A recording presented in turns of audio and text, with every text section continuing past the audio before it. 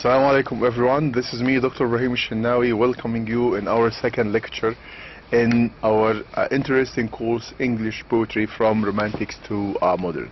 This is our second lecture, and in this lecture actually we will cover a very interesting poem, which is The Little Black Boy. And as you can see, the name of the poet who wrote this poem is William Blake. And as you know that William Blake is one of the prominent poets in romantic poetry. So The Little Black Boy, so you can guess even the theme of the poem from that title that we have at the very beginning. So the little, we have a boy who is little, who is very small in size, and he is in black. He is black in color. As you can read the poem here, we have here, my mother bore me in the southern wild, which means that he was born there in the southern wild, and he states it very clearly from the very beginning that I am black. So his color is black, but oh, my soul is white. So of course, always we can say that this person is white or this person is black, but we never say, or we never mention that something about our souls. We never mention something that our this person has a white soul or a dark or a black soul. Why? Because we believe that our souls definitely belong to Allah subhanahu wa ta'ala, and they are the same and they are equal. And let me tell you from the very beginning that this poem is against what we call racial discrimination, which is differentiating among people depending on their color, depending on their sizes, depending on their social classes, depending on their even religion or something like this. So it is against, this poem is against what we call slavery, that the white people, the masters, they buy those people, black people, as their slaves. So the little black boy here is telling us that I am black in color, but still, even if my outer shape, even if my appearance is black, but definitely there's something inside me which is shining and which is quite white and which is quite brightening, which is his soul. So the soul can never be black. Why? Because it is completely, of course, belong to Allah subhanahu wa ta'ala. So white as an angel is the English child, but I am black as if birthed of light. Now, my mother taught me underneath a tree, and this line takes us to the influence of the mother on her children. How can a mother tell her child a lesson? How can she teaches him a lesson? How can she deliver a message or convey a message to her child or children easily and smoothly, and making and convincing him of this message and of this lesson? So he said that my mother taught me underneath a tree. So she took him outdoor under a tree, and she starts to speak with him in order to teach him something, to make him learn something very valuable. So, and sitting down before the heat of the day. So the time was about the morning before it becomes very hot in the day. She took me, look at the steps, look at the way, and look at this nice and kind and smooth technique which the mother is using with her child to tell him the message and to teach him the lesson. So she took me on her lap, she put him on her legs because he had a child, and kissed me. So she kissed him, the mother kissed her child, and this is a very nice way of teaching a lesson to a child, to your child. Definitely, there are many mothers watching me now, and they know that the best way to control a child is not through punishing, and is not through shouting, and is not through being violent against the children, or abusing the children. This is not a good way or a correct way in dealing with our children. If we want to teach our children something, we have to be very kind, and we have to be very understanding and very patient, without being nervous, without being angry against or at our children. So the mother here was very kind, and at the same time she was very wise. She starts her lesson with a kiss. She kissed him in order, and actually the main job or the main task of this kiss is to have full control over her child, to make him relaxed, ready, prepared, fully prepared to listen to her words and to what she is telling, or what she is saying to him. So she took me on her lap and kissed me, and pointing to the east, she pointed to the east, and then starts to say, she starts to speak to him. So she does not start the lesson with direct speech to him, with firm words. No, she starts with love. She starts with kindness, in order to, as I said, to have full control on him, in order to make him fully listening and attentive to her words. So she took me on her lap and kissed me, and pointing to the east, and then began to say. So she starts with kindness, love, and then words come after. So love first, kindness first, and then words, then the lesson, right? Then she starts to say, look on the rising sun there. There God does live. So in this place where the sun rises, she is telling him that in this place God lives there in the east. And God, she's telling him this, God gives his light and gives his heat away, and the flowers and the trees and beasts and men receive comfort at the morning, joy in the noonday. So she is telling him that God is giving us many blessings. God is so generous to us, and of course this is mentioned in our Quran, وَإِن تَعُدُّوا نَعْمَةَ اللَّهِ لَا تُحْصُوهَا, which means that whatever we do, we can never count the blessings of God, of Allah subhanahu wa ta'ala. And this is what the mother is trying to tell her son, tell her child, that there are many blessings given to us by God and giving us to by Allah. Then, and we are put on earth again.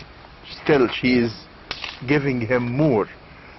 She is telling him that we are created on earth a little space, which means that we are living here on this earth. A little space here means for a short time, which means that our life is short, and definitely, for sure, with no doubt, that our life will end and we will move to another world. And this other world which we are going to move to will be the permanent world. It is the hereafter. It is the world in which no one will die. So this is what she is trying to tell him. So she wants implicitly to tell him whatever suffering we have in our life, whatever hardships and whatever problems that we have in our life, all this will end. Why? Because this life, even if it is not a happy life, even if it is a miserable life, even if it is full of difficulties and full of problems, all this will end shortly, because our life is short, and then we will move to another world which is wider, which is sweeter, which is happier than the world which we are living in. So, and we are put on earth a little space, that we may learn to bear the beams of love, and these black bodies, and this sun-burned face is but a cloud and like a shady grove. This is the main aim of teaching him this lesson. The mother might feel that her son is a little bit sad because he was born black in color. So she is trying to tell him, she is trying to convince him that these black bodies that we have, these black faces that we have, all this are like a cloud in the sky. You know the word cloud? Well, the cloud never stays in its place forever. The cloud is moving from one place to another, which means that these bodies will vanish and these bodies will disappear, and all what remains is the souls, which are white in color. So for when our souls have learned the heat to bear, the cloud will vanish. We shall hear his voice, and his here is referring to the voice of God. So when we move to the other world, we will hear his voice saying, "Come out from the groove." Groove here means the grave, the tomb. "My love and care, and drown my golden tent like lambs rejoice." So we will be happy in the other world. And then the lesson now is finished. "Thus did my mother." He is saying, the boy is telling us, this was what my mother told me. And what? And kissed me. So this is a second kiss. So look at the kind and nice and wise technique the mother used with her child. She did not teach him a lesson because out of violence. She did not teach him a lesson violently, aggressively, attacking him, shouting, beating him. No. She starts, as we said, with a kiss, and the task of the first kiss. Now we have two kisses here. The beginning of the lesson starts with a kiss, and the end of the lesson also has another kiss. What is the difference, in your opinion, between these two kisses, the first kiss and the second kiss? In the first kiss is the mother is trying, as I said, to have full control on her child. And the second kiss here has another task, which is she is trying to confirm, she is trying to emphasize the message she has given to him. She is trying to tell him, now you need to believe strongly in what I have told you, right? So and this is what really happened. We find that the child is fully convinced by what his mother told him, and that's why we said that the mother has a great influence on her children. She can convince them of doing something because of that emotional link between the mother and the child. So thus my mother say and kissed me, and thus I say to little English boy, when I from black and he from white and cloud free. Now he is moving to another step, which is defending and applying this point of view given to him by his mother, applying it in his life. Now he is speaking to the English white child, telling him that we are not different, that we are equal. Although that you have a white face and I have black face, but still we are equal. We are equal because of our souls. Our souls are the same. Our souls are pure, our souls are innocent, and our souls are white. So now the child, as I said, is moving to another step, which is defending. After being fully convinced by this lesson and this point of view given to him by his mother, now he is passing this to the others, and not only to the white child, but even to the whole world. The message here that the poem is trying to give us, that people are equal, that there is no difference among people depending on anything. People are the same. They were created by Allah subhanahu wa ta'ala, and they have to be equal in front of and before Allah subhanahu wa ta'ala, without having any differences and without having any kind of, as we said, racial discrimination because of their color, because of their social class, if they are poor or rich, even because of their religion. So thus did my mother say and kiss me, and thus I say, so little English boy, when I from black and he from white, cloud free. Now when we die, it means that we will be free, we will be set free out of our bodies, black bodies, and we will definitely be equal later. And round the tent of God like lamps we joy, I'll shade him from the heat till he can bear to learn, to lean in joy upon our Father's knee, and then I'll stand and stroke his silver hair and be like him, and he will then love me. Of course, he is mentioning here the love of God to his creatures and to his humans. Now let me read quickly. I hope you have got the meaning and the theme that we have in this poem. Now let's read together this commentary that we have, and of course these coming lines that we are going to have are emphasizing the idea which I mentioned at the very beginning. Now commentary. This is one of the songs of innocence.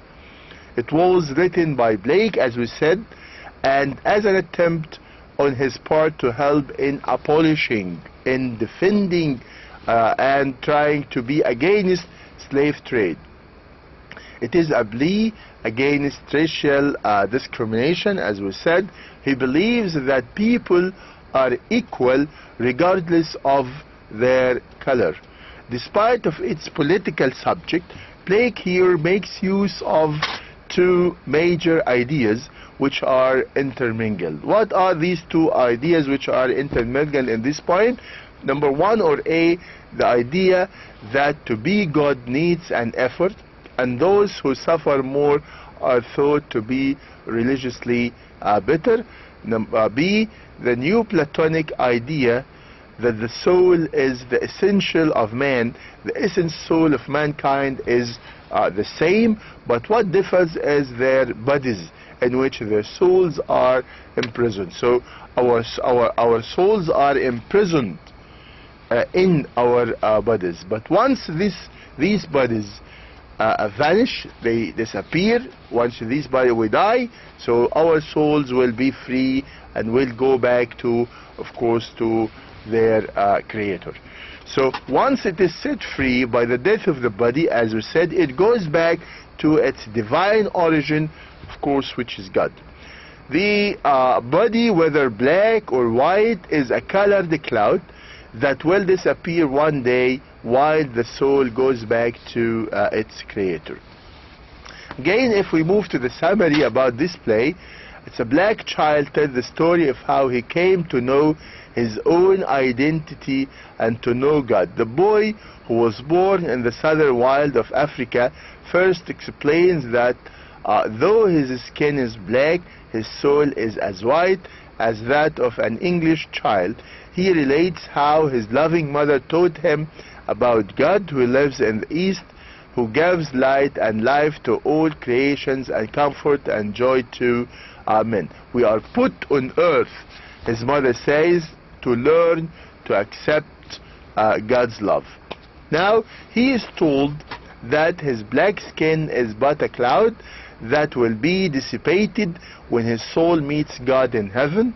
The black boy passes, and this is what we said, that he passes now. He is fully convinced by what his mother said, and then starting to pass to also convey and to deliver this message given to him by his mother to the other people, even to the whole world. So he passes on this lesson to an English boy, explaining that his white skin is likewise a cloud. He vows that when they are both free of their bodies and lightning in the presence of God, he will shade his white friend until he too learns to bear the heat of God's love. Then the black boy says he will be like the English boy, and the English boy definitely will love each other. So a black boy here compares himself to a white English boy, and at first finds himself wanting. He claims his soul is as white as the English boy's, but also sees himself as black, as if bereft of light. He then remembers that his loving mother taught him that his black skin is a result of constant exposure to the sun. The mother explains the sun's as good gift to mankind, sharing both his light and his heat, both of which are forms of his love. His color, she explains, is a temporary cloud to be born until he can fully learn to dwell in the presence of God's love. The speaker ends by saying he will tell the English boy this truth and look forward to the day when both of them have put off their cloud and can love one another truly. And then we move to the analysis of this poem. The Little Black Boy consists of 7 heroic stanzas, which are quatrains following the ABAB rhyme scheme. The first 2 stanzas describe the boy's mother and the influence she has had on in his life, and then we find the 3rd, 4th and 5th stanzas recall the mother's exact words in her lessons to her son. The final 2 stanzas in this poem, as we said that the poem has 7 stanzas, the final 2 stanzas describe how the black boy communicates his lesson to the white English boy for whom he has a great affection. And then stanzas 1 and 2, we find that the first and second stanza, they describe the past stanzas, and stanza 3, 4 and 5, now they recall the mother's words as if they were being spoken in the present. So we find that the poem starts with the past tense and then moving to the present tense, and then we find that the 6th and 7th stanzas include the black boy's words, which he will say, which means that this to the English boy, this will happen of course in the future, which means this means that the poem progresses from the past to the present, and then it moves to also to the future simple tense. So now as it is written here, thus the poem itself progresses in time from a past learning, which is he learned something, and then to the present, which is the lesson itself, and then to the future, which is the application or the implementation of practical outworking of the lesson itself. Now, hints of anti-slavery sentiment and an opposition to racism occur in this poem, but they are not the main message. The equality of human being is, however, emphasized by the poem and its depiction of God creating the world as an act of divine mercy, giving the sun to shine upon and warm all people everywhere as a preparation for the light and heat of his love. Then we have something to say about the form of the poem. The poem is in heroic quatrains, which means that each stanza has 4 lines, which are stanzas of pentameter, lines rhyming A, B, A, B. The form is a variation on the ballad stanza, and the slightly longer lines are well suited to the pedagogical tone of the poem, which is giving knowledge or information and so on. Then again, we have something to know about the commentary about the poem itself. This poem centers on spiritual awakening to divine love that transcends race. The speaker is an African child, again repeating the same idea, who has to come to terms with his own blackness. William Blake builds the poem on clear imagery of light and dark. The contrast in the first stanza between the child's black skin and his belief in the whiteness of his soul lends poignancy to his particular problem of self-understanding. The child's mother symbolizes a natural and selfless love and becomes the poem's ideal. She shows a tender concern for her child's self-esteem, as well as a strong desire that he knows the comfort of God. She persuades him, as we said, according to the conventional Christian doctrine, that earthly life is but a preparation for the rewards of heaven. In this context, the dark skin is similarly but a temporary appearance with no bearing on their eternal essence. Skin, which is a factor only in this earthly life, becomes irrelevant from the perspective of heaven. The black boy internalizes his mother's lessons and applies it in his relations with the outer world. Specifically, Blake shows us what happens when the boy applies it to his relationship with a white child. The results are ambivalent, and the boy here in this poem, as we know, explains to his white friend that they are equals, but that neither will be truly free until they are released from the constraints of the physical world, as we know. As when he told the white boy that once we die, definitely we will be equal, depending on the fact that the souls are the same and the souls are equal. So he imagines himself shading his friend from the brightness of God's love until he can become accustomed to it. This statement implies that the black boy is better even prepared for heaven than the white boy, perhaps because of the great burden of his dark skin has posed during earthly life. Now we reached the last point that we have here, which is giving you a question, and this question definitely is similar to the ones that you are going to have in your exam. So the little black boy was written by whom? We have 4 choices. Was it written by Wordsworth, Byron, Blake, Shelley? Of course, the correct answer, as you can see, is letter C. The last question is: Black believes that people are equal, unequal, lazy, or brave. Taban, the right answer is A, which is people are equal. This is the end of this lecture. Thank you very much. Hope you have enjoyed it, and inshallah hope to see you in the coming lecture. Thank you very much. Assalamu alaikum wa rahmatullahi wa barakatuh. Thank you.